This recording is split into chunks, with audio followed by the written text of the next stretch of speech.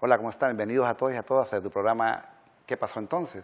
Pues para este día tenemos a un invitado especial, un amigo y colega historiador, realmente es un doctor en historia, al doctor Jorge Amaya, que pues bien ha dicho que sí a este programa ¿Qué pasó entonces? ¿Cómo está, doctor?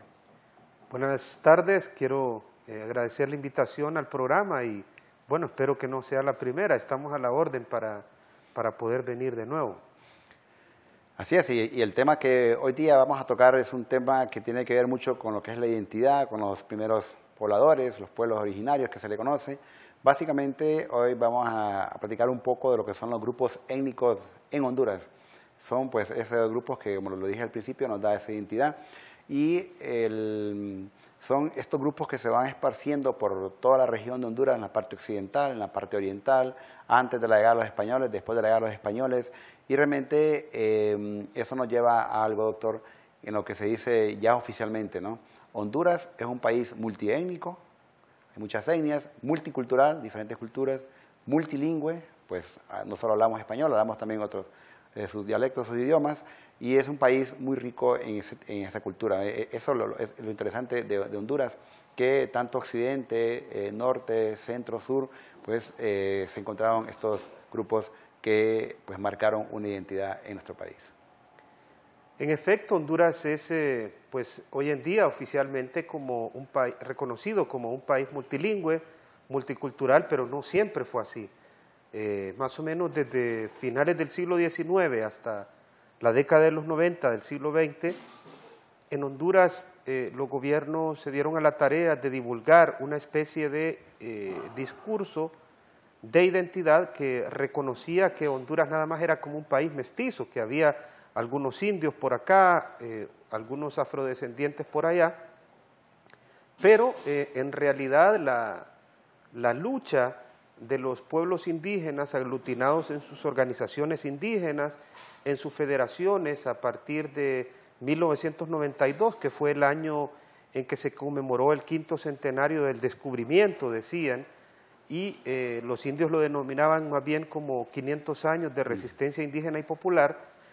Ellos emprendieron una serie de luchas frente al Estado a través de marchas, a través de diferentes estrategias de organización social y de lucha social, y con el tiempo diferentes gobiernos fueron reconociendo derechos ciudadanos y derechos culturales para los pueblos, y pues desde hace más o menos unos 10 años ya oficialmente Honduras se reconoce como un país multiétnico, multicultural.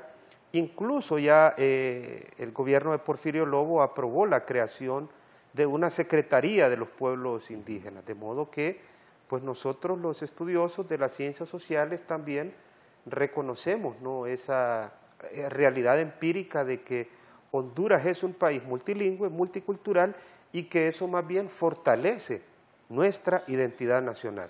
Claro, y como lo comenzamos al principio, pues en Honduras esta población, estos pueblos originarios estaban por todo Honduras, especialmente en la parte occidental, que son lo que se conocen como los cacicazgos, donde ya están un poco más estructurados, ya hay clases sociales, ya hay un cacique, hay un jefe, básicamente en el occidente de Honduras, ¿no? Pero también tenemos grupos en el lado del oriente, ¿no? Básicamente lo que se conoce como las tribus.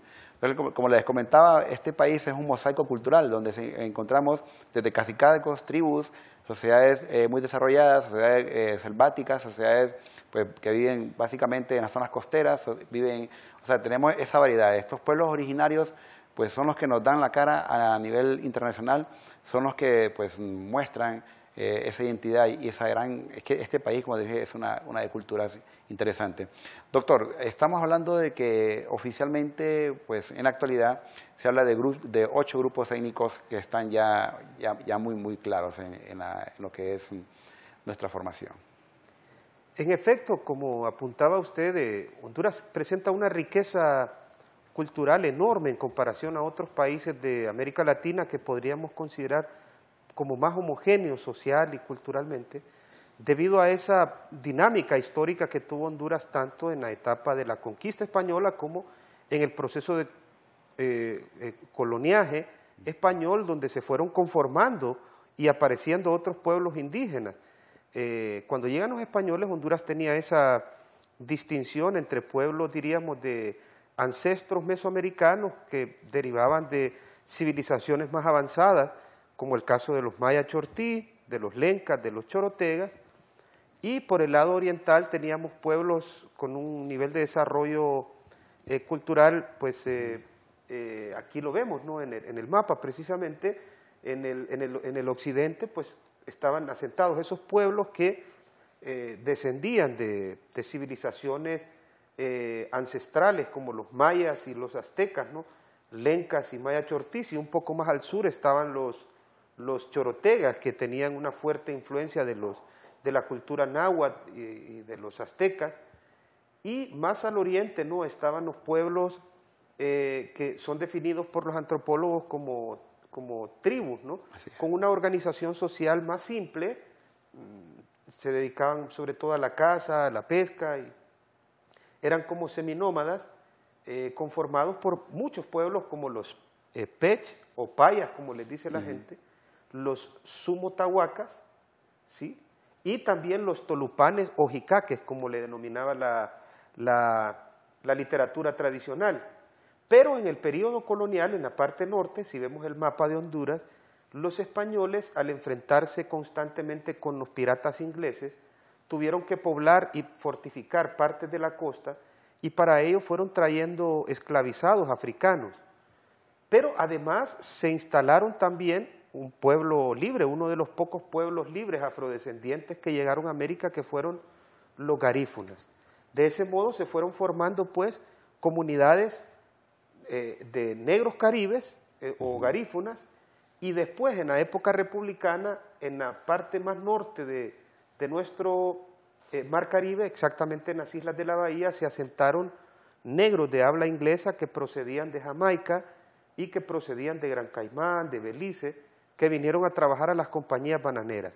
Es decir, que desde la conquista hasta el siglo XX, esa riqueza cultural de los pueblos étnicos de Honduras se fue enriqueciendo con la presencia de pueblos mesoamericanos, de tribus que tenían una cultura, diríamos, como más heredera de culturas y pueblos indígenas suramericanos, y luego también de pueblos africanos. Entonces imagínese usted todo este conglomerado de pueblos de descendencia africana, de descendencia prehispánica, configuraron a Honduras como uno de los países con mayor riqueza cultural del istmo centroamericano, posiblemente junto con Guatemala, ¿verdad? Ya que tocaba el tema de esta riqueza cultural, pues Honduras, igual con todos sus pueblos originarios, ancestrales, hay un tema interesante que es el patrimonio cultural. Usualmente hemos entendido el patrimonio antiguamente como algo puramente material, ¿no? Básicamente lo que es vestigios arqueológicos, vestigios materiales, algo más concreto. Pero también dentro del patrimonio cultural, doctor, tenemos también lo que se llama un patrimonio intangible. ¿Nos podría comentar referente a ese patrimonio intangible de estos grupos étnicos, así en forma general? En efecto, la Organización de Naciones Unidas, a través de su entidad rectora de la cultura mundial, que es la UNESCO, definió el término patrimonio cultural como aquellas riquezas y acervo cultural heredado por diferentes naciones a través de su historia. Y también distinguió entre patrimonio cultural tangible e intangible. El patrimonio tangible es posiblemente el que nosotros nos encontramos más frecuentemente cuando salimos a sitios culturales o turísticos, ¿no? Por ejemplo, los restos arqueológicos. En nuestro caso sería, por ejemplo, el Parque Arqueológico de las Ruinas de Copán, o el Fuerte San Fernando de Omoa, o la Catedral de Comayagua, por ejemplo, o aquí en Tegucigalpa, la Catedral de Tegucigalpa o la misma Basílica de Suyapa. Es decir, es lo que podemos ver y tocar, el patrimonio tangible. Pero en realidad el patrimonio más rico de un pueblo es el patrimonio intangible. Este generalmente logra perdurar por más tiempo y es aquel que, pues, como su nombre lo indica, no lo podemos tocar, pero existe. ¿A qué se refiere? Bueno, es a los mismos pueblos y a lo que crean los pueblos. Por ejemplo, su lengua. El español hondureño, además de esa riqueza que hablábamos multicultural, se enriqueció. Nosotros hablamos español, ¿verdad? Castellano. pero este castellano se enriqueció con aportes de los pueblos prehispánicos. Así es. La palabra cipote, por ejemplo, es una palabra de origen náhuatl. La palabra zacate es una palabra de origen náhuatl. Entonces, es patrimonio intangible lo que no puedes tocar, pero existe. La lengua, la comida también, esas recetas que nos hacen las abuelas, los postres, ahora la comida, por ejemplo, de temporada de Semana Santa, el pescado seco, pues los postres, ¿no? Las ciruelas de miel, el vino de Coyol, todo eso es heredado, son recetas heredadas a través de los siglos, ¿no?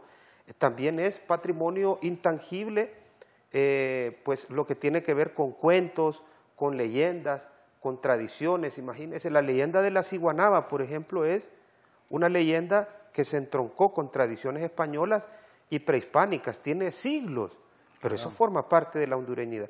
Es decir, que a mi juicio el patrimonio cultural más rico de un pueblo es precisamente el patrimonio intangible, lo que no podés ver y tocar.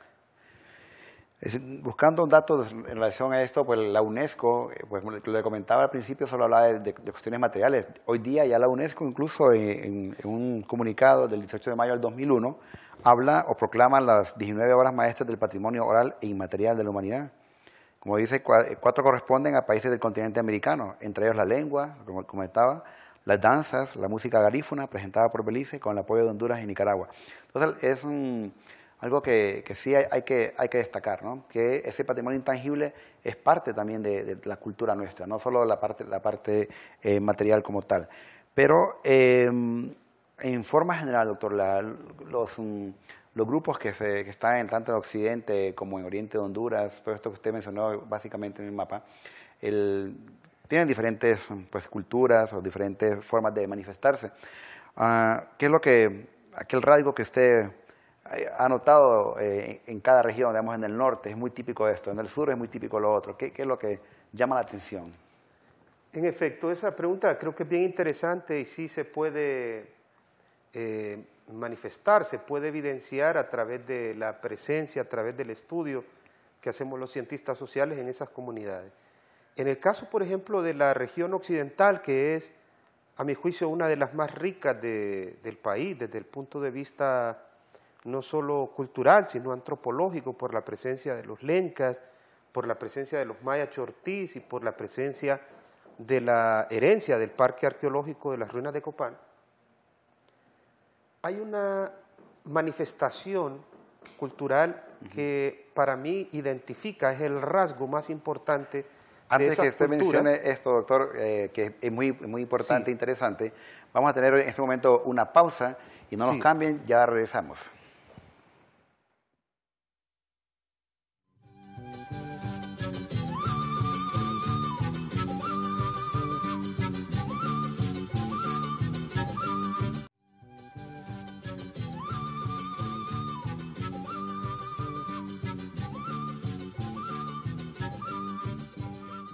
Bueno, ya regresamos aquí en tu programa ¿Qué pasó entonces?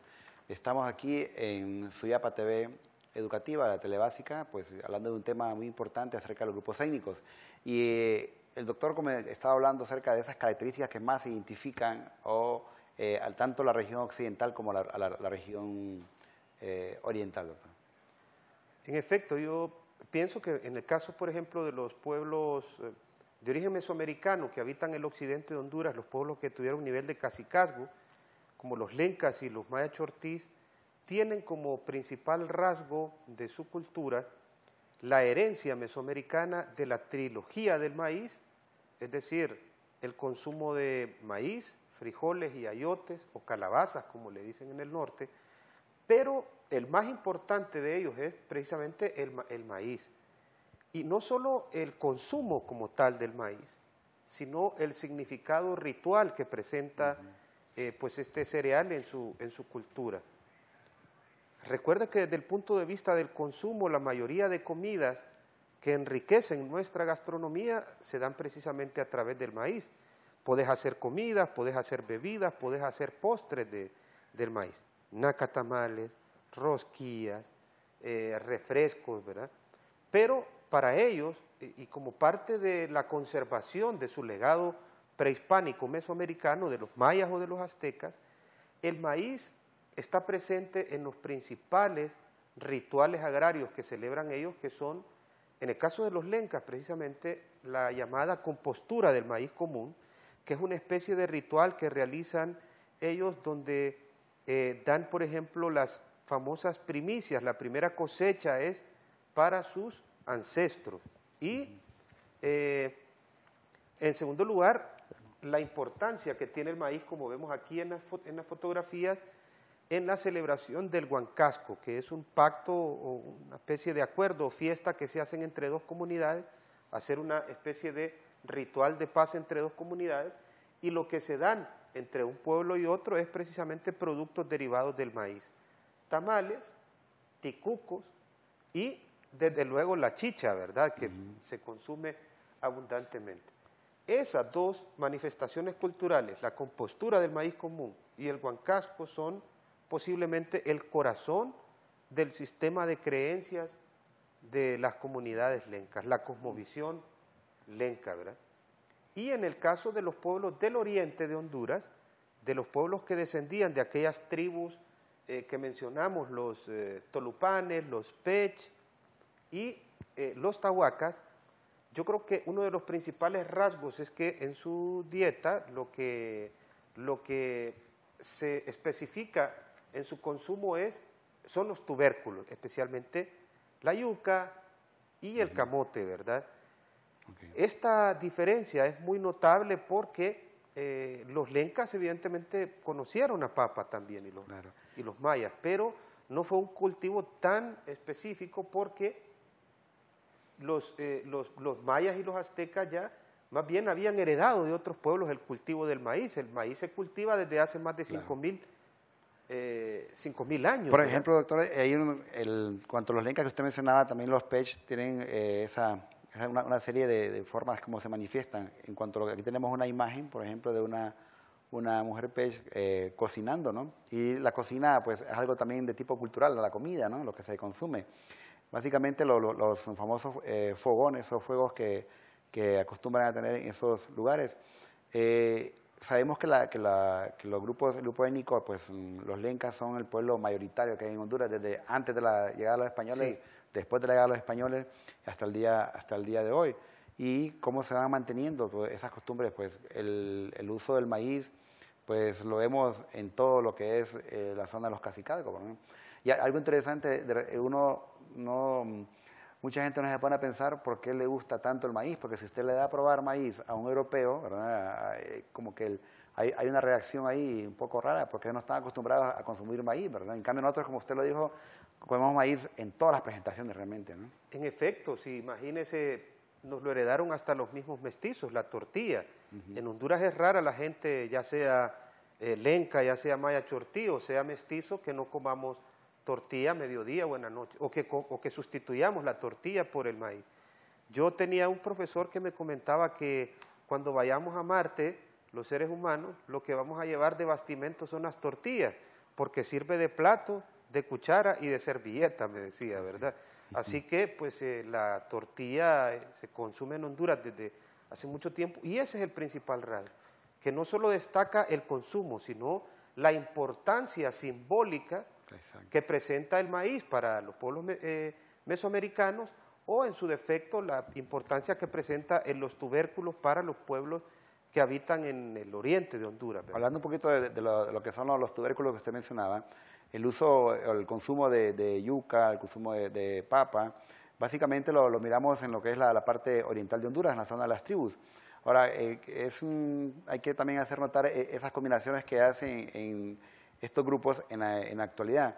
Pero, por ejemplo, en la costa norte, el consumo del banano verde, que la gente llama el guineo, ¿verdad?, el consumo de la yuca prácticamente ha desplazado al uso de lo que es la tortilla de maíz. En efecto, si usted ve incluso cómo influencian estos pueblos al resto de comunidades mestizas, en el caso de Olancho, por ejemplo, que tuvo la influencia de los pueblos pech y de los tahuacas, usted va a ver que el plato o comida que identifica a esa región es el famoso tapado lanchano, ¿no?, que es un cocido de carne de res salada con tubérculos, yuca, camote, papa, ¿verdad? Si usted come un plato de tapado, no necesita comer tortilla en realidad.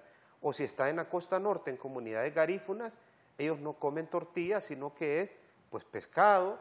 Aquí vemos otras comunidades en la Tahuaca, de la zona ¿no? Tahuaca. Allá en el norte no comen tortilla casi las comunidades garífunas, sino que es el plato de pescado con yuca como bastimento o plátano, y también suelen agregar otro bastimento que es una tortilla de yuca, que es el casabe o casaba, como le dicen algunos, ¿verdad? De modo pues que sí hay ciertos rasgos que diferencian. Cada pueblo tiene, o cada región cultural de Honduras habitada por esos pueblos, presenta características culturales peculiares, que nos enriquecen culturalmente, ¿verdad? Prácticamente en todo el país pues, tenemos grupos étnicos en todos los 18 departamentos de Honduras, ¿no? Encontramos en los 4 departamentos, en los 4 puntos cardinales de Honduras hay diferencias culturales, y ahora también con el departamento 19, con los paisanos nuestros que se van a habitar Estados Unidos y que llevan tras de sí o mandan a traer productos nostálgicos como queso frijolero de Choluteca, rosquillas de San Marcos de Colón, vino de Coyol de Olancho, ¿verdad?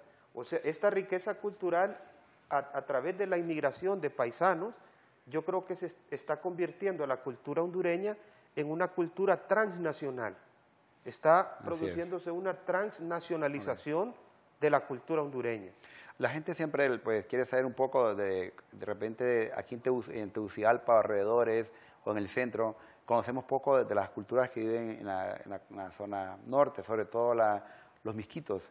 Hay ciertos elementos culturales de los misquitos que llaman la atención, doctor, que pues realmente al venir ellos al centro, a las zonas urbanas, la gente lo va identificando a ellos. En efecto, fíjese que en el caso de los misquitos, esto es bien interesante porque la mayoría de nosotros los mestizos no conocemos lo que se podría denominar como nuestra etnogénesis.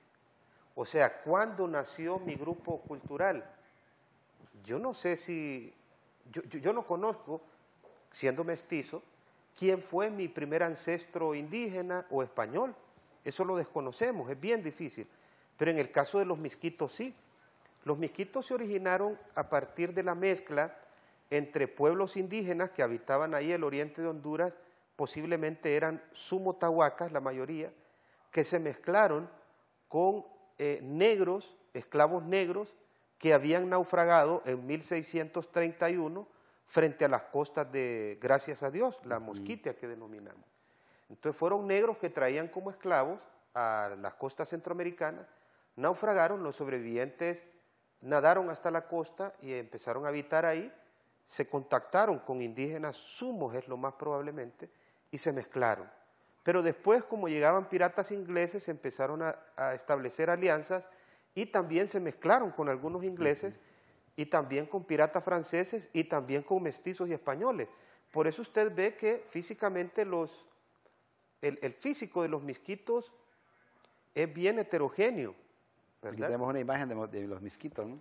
Vamos a buscar una imagen, pero usted encuentra misquitos, por ejemplo, que son de piel bien trigueña, pero encuentra misquitos blancos, misquitos cheles, decimos en Honduras, que son ojos claros, porque posiblemente ahí imperó más el ancestro inglés o francés, o en otros misquitos impera más el fenotipo afrodescendiente de negro, ¿verdad? O también en muchos misquitos, especialmente los que están río arriba, por Río Plátano, Patuca, todo eso, son misquitos que tienen una apariencia física más indígena, más tahuaca, ¿verdad? De modo que imagínense qué riqueza. Aquí vemos a uno de ellos, ¿verdad? En la costa, posiblemente ahí por Río Plátano o en Blue Laguna, que está dedicado a la pesca. Es, además de esa riqueza cultural del pueblo misquito que tiene herencia de diferentes fuentes, ¿no? De diferentes pueblos, indígenas, africanos, ingleses, españoles, el paisaje de esa región es posiblemente el más bello de toda Honduras y posiblemente donde esté depositado el futuro el destino total de nuestro país, ¿verdad? Va a haber un día que vamos a tener que poner la vista sobre la Mosquitia y juntamente con los misquitos impulsar el desarrollo de Honduras para alcanzar el progreso. Bueno, es un lugar obligatorio a conocer, como le hemos comentado, hay que conocer alguna vez Copán, Roatán, la zona de la Mosquitia, que tiene mucha riqueza pues, cultural, mucha riqueza ecológica, es una zona con mucho desarrollo, ¿no? Bueno, doctor, si Honduras es un país multicultural, multietnio, plurilingüe, realmente es un país con esa gran riqueza. ¿Qué mensaje le daría a la gente que nos mira? Bien, yo pues el último mensaje que daría sería el de que en primer lugar nos sintamos orgullosos como país, como nación, de contar con la aportación cultural de diferentes pueblos indígenas, afrodescendientes, mestizos también nosotros, porque con todo ello, con la suma de todas las culturas, enriquecemos nuestra identidad. En segundo lugar, dedicado especialmente a los jóvenes, que fomentemos en los centros escolares una cultura de respeto, de tolerancia a las creencias, a las costumbres, a la cultura de estos pueblos. Y en tercer lugar, exhortar tal vez al Estado hondureño para que continúe aprobando políticas públicas que contribuyan a la educación, a la salud y a la preservación de las manifestaciones culturales de estos pueblos, porque evidentemente han estado invisibilizados y han estado explotados también por las clases políticas en Honduras desde la colonia hasta el presente, y como todos los hondureños y hondureñas merecen respeto y merecen atención por parte del Estado. Ese sería mi mensaje. Doctor, le agradecemos mucho por sus conocimientos. Realmente esto nos viene a hacer más grande nuestro país, realmente este país con muchas culturas, y queremos darle las gracias a todos y a todos por ser parte de nuestro programa.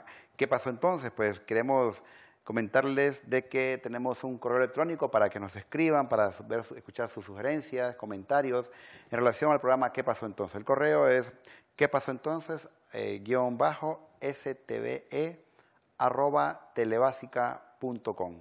Ya sabes, ¿qué pasó entonces? _stve@telebasica.com para sus sugerencias y comentarios. Muchas gracias por haber sido parte de nuestro programa y los esperamos en la próxima. Hasta pronto.